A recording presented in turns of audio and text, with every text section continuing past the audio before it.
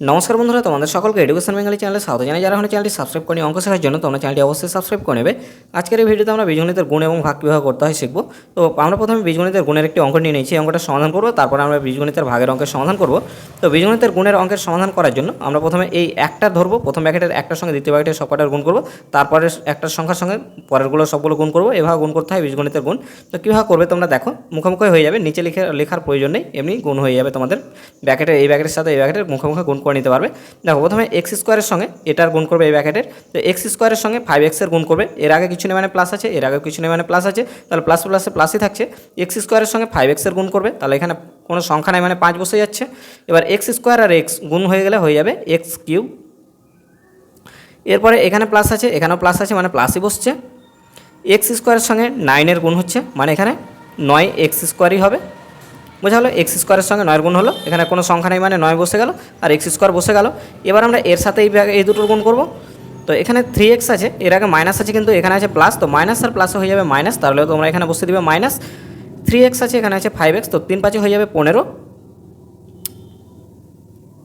3 5 হলো 15। এক্স আর এক্স গুণ করলে হয়ে যাবে এক্স স্কোয়ার।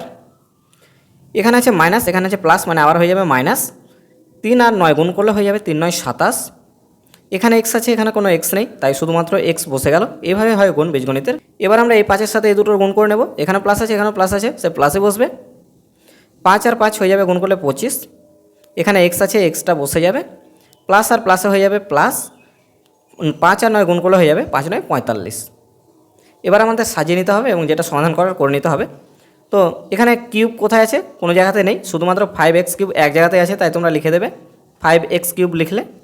এরপর দেখতে হবে স্কোয়ার কত জায়গায় আছে, তো 2 জায়গাতে স্কোয়ার আছে, এখানে আর এখানে। তো এখানে আছে প্লাস, এখানে মাইনাস আছে। বড় সংখ্যার আগে মাইনাস মানে বসবে অবশ্যই মাইনাস, কিন্তু হয়ে যাবে বিয়োগ। প্লাস মাইনাসে মাইনাস হয়, তাই মাইনাস করে নেবে, বিয়োগ করবে তোমরা।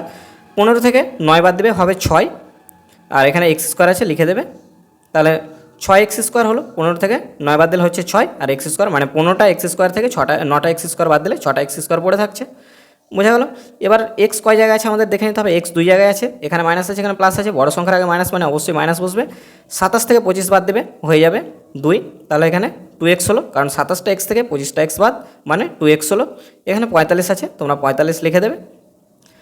এটাই হয়ে যাচ্ছে উত্তর। বীজগণিতের গুণ এভাবে করতে হয়। আমি একটা অঙ্ক দিচ্ছি, তোমরা এর উত্তরটা কমেন্ট করবে, তোমরা কে পারছে দেখবে। যারা পারবে প্রশ্নের উত্তরটা কমেন্ট করবে তোমরা। এবার ভাগ কীভাবে করতে হয় দেখব।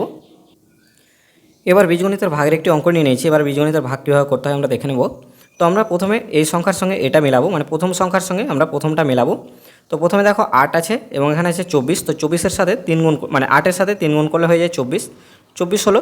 এবার এখানে এক্স আছে, এখানে এক্স স্কোয়ার আছে, তাহলে এই এক্সের সাথে এক্সের গুণ করলে হয়ে যাবে এক্স স্কোয়ার। তাহলে 3x-এর সাথে যদি আমরা 8x গুণ করি তাহলে 24x স্কোয়ার হয়ে যাবে।